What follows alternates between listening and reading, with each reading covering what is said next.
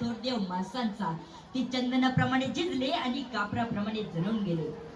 स्वतंत्र सूर्य प्रसन्न होण्यासाठी ज्यांनी धगधगते यंदे कुंडात आपले सर्व. तर चला मित्रांनो, आपण आहे सिद्धगडावरती. आता हुतात्मा हिराजी गोमाजी पाटील आणि बाई कोतवाल यांना मानवंदना देण्यासाठी अनेक गावची लोक एकत्र आलेत आणि अनेक तिथे लहान लहान मुले आलेत. त्यांना भाषण घेण्यासाठी ते इथल्या कमिटी झाले, प्रत्येक माणूस झाला त्याने एक चान्स दिलेले असते. तर त्यांचं कार्यक्रम कसं असतात ना, रात्रभरती लहान लहान मुले एवढं म्हणजे चांगलं गायन आपल्या देशभक्तीवरती आणि नाटक करतात आणि एक जनजागृती करण्यासाठी चांगले चांगले हे करत असतात कार्यक्रम. ते तुम्हाला व्हिडिओमध्ये दाखवतो. यांना नक्कीच तुम्ही बघत राहा, तुम्हाला नक्की आवडेल. एक जीवनात जगण्यासाठी एक नवीन शरीरात ऊर्जा तयार होते. व्हिडिओमध्ये टिकून राहा, तुम्हाला दाखवतो. अरे यार पेटवल्याशिवाय मिळत नाही, जागवल्याशिवाय येत नाही.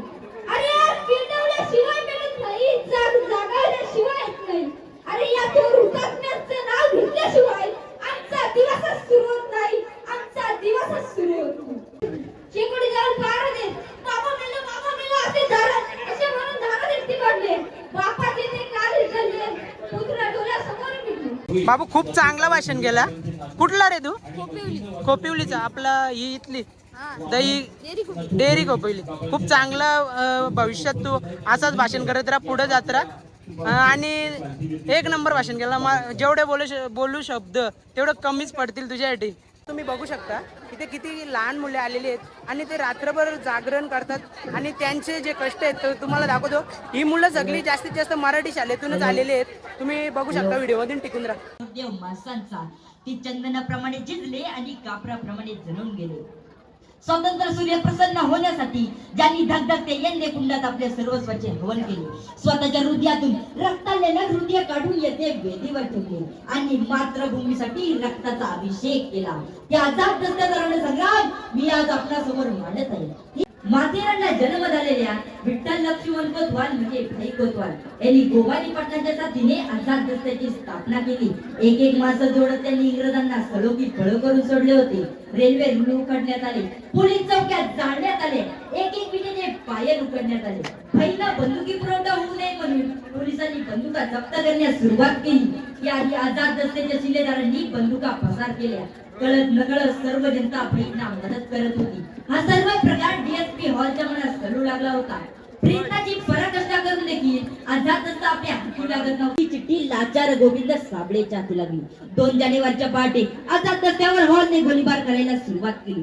बाईंच्या लक्षात आले दगा झालाय. बाईने सांगितले पला पला आपला जीव वाचवा. एक गोळी भाईंच्या मांडीवर लागली. बाई कोसळले, येथे सोडले टाव साचा. होती दुसरी गोळी बाईंच्या डोक्यात लागली. ऐन पहाटेच्या वेळी हा क्रांती सूर्य मावळला. तुम्ही बघू शकता आपला भावाने एवढं चांगलं भाषण केलं आणि आपण यांना जगासमोर नाही आणत होतं. कोण आणणार ना, एवढी कला आहे आपल्या मराठी शाळेत शिकतो ना. मग मित्रांनो बघा, मराठी शाळेत शिकून सुद्धा किती त्याच्यात टॅलेंट आहे. म्हणून तुम्ही कधी शाळेला दोष देऊ नका. मुलांमध्ये धमक पाहिजे शिकण्याची ना, ही धमक तुम्ही याच्याद्वारे बघू शकता. बाकीचं शिक्षण तुम्हाला माहिती आहे नुसता खर्चिक बनलेलं आहे. फक्त आपल्या मुलांच्या शिकण्याची धमक पाहिजे. मग मी त्याला विचारतो कुठला त्यांनी चांगलं भाषण केले तेवढा तर त्याचं पाहिजेच ना. बाबू कुठल्या गावातला तू? खोपिवली. कुठली? काल आपली डेअरी कोपिली. हो. तर मित्रांनो हा सुद्धा डेअरी कोपिलीचा आहे. नाव काय तुझा? साहिल भागाजी उमने. हा, साहिल भागाजी उमने. खूप चांगलं भाषण केलं. तुला म्हणजे असं भाषण करून कसं वाटलं? एक इथल्याबद्दल काय सांगशील तू? मी ते पहिल्यांदा आलो होतो तिथं मला वातावरण खूप चांगलं वाटलं आणि इथे एवढी चांगली माईकची व्यवस्था असल्यामुळे मला इथं खूप चांगलं वाटलं आणि तुमचा यूट्यूब चॅनल असाच पुढे जाऊ दे असं मला वाटतं. भावा माझं एवढं विचार नको करू. तुझं मन खूप चांगलं आहे. जशी तुझ्या आवाजात दम आहे तसं तुझं मन सुद्धा खूप चांगलं आहे. माझा यूट्यूबचा आपल्याला देऊन येणार, पण तू एकदम चांगला मुलगा आहेस. तुझ्या मनातून समजलं. चल आपण आता दुसऱ्या मुलांना पण कॅमेरामधून घेऊ. ते सुद्धा आपले पुढे जाऊन दिसले पाहिजेत का आपल्या गावोगावी एकदम लहान मुले एकदम दिलदार आहेत आणि एक त्यांच्यात वेगळंच व्यक्तिमत्व आहे. आणि सह्याद्रीच्या या मराठी मातीत मुलं घडतात, फक्त मुलांच्या अंगात धमक पाहिजे. चल तिकडे. थँक्यू. छत्रपती शिवाजी महाराजांना रयतेच्या राजाला त्यांच्या भक्तीला तोड नाही, शक्तीला तोड नाही. त्यांचा छत्र म्हणजे आम्हाला तर सन्मान. अरे कालिदास सह्याद्रीचं, कालिदास महाराष्ट्राचं, अशा छत्रपती शिवाजी महाराजांना या विशालकायकाचा मानाचा मुद्रा, मानाचा मुद्रा. अरे हा पेटवल्याशिवाय पेटत नाही, जागवल्याशिवाय येत नाही. या थोर हुतात्म्यांचं नाव घेतल्याशिवाय आमचा दिवसच सुरू होत नाही, आमचा दिवसच सुरू होत नाही. तलवार तर सगळ्यांच्याच हातात होत्या, ताकद तर सगळ्यांच्याच मनगटात होती. तलवार तर सगळ्यांच्याच हातात होत्या, ताकद तर सगळ्यांच्याच मनगटात होती. पण सिंधगडाचा इतिहास घडवण्याची छाप फक्त हुतात्मा भाई कोतवाल व हुतात्मा हिराजी पाटील यांच्यातच होती, यांच्यातच होती. वडिलांच्या प्रेरणेने हिराजी समाजकार्य करू लागले. 1942 आणि तिसरा शब्द उच्चारला की अंगावर शहारे आल्याशिवाय राहत नाही. कारण स्वातंत्र्य लढ्यात या सिद्धगडावर भारत मातेच्या शिलेदारांच्या रक्ताच्या अभिषेकाने हा सिद्धगड धावून निघाला आणि सिद्धगड अजरामर झाला. या तीनही शब्दांचा ऐतिहासिक वारसा आहे. महाराष्ट्र ही संतांची भूमी आहे, म्हणून प्रत्येक मराठी मनाला पंढरीच्या पांडुरंगाची ओढ लागलेली असते.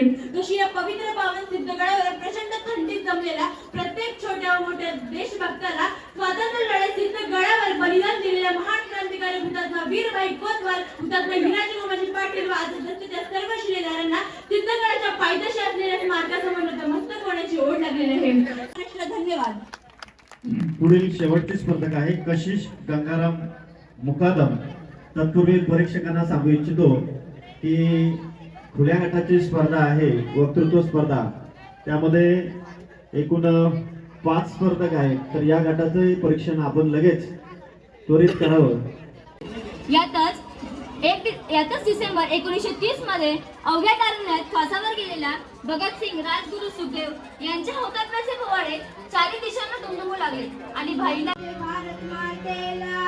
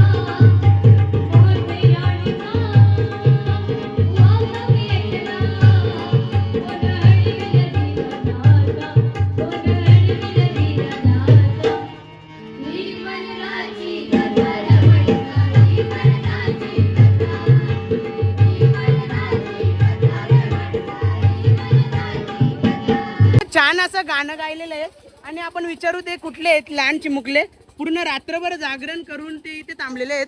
तर बाबू कुठले तुम्ही? देवगाव मुरबाड. तर इथे येण्यासाठी तुमची भक्ती काय होती नक्की? हा तर भारी वाटलं ना?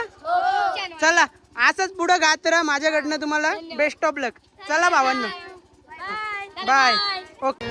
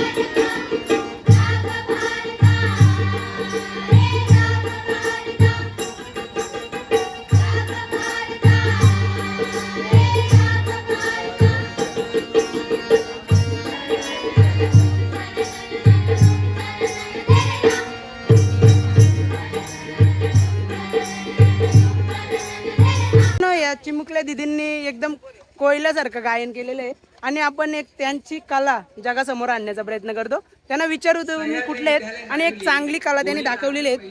आपला मराठी माणसामध्ये किती कला आहे ती दिसू शकते. दीदी तुम्ही कुठल्या? मासा. तर चांगलं गायन केलं तुम्ही. चला बाय बाय.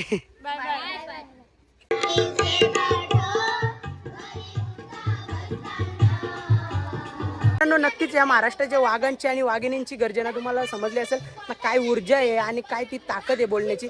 तर या आपल्या भविष्यात नक्कीच पुढे जाऊन काहीतरी करतील. यांचं भाषण तुम्हाला आवडलं असेल तर लाईक करा, शेअर करा आणि आपल्यासाठी सबस्क्राईब करा.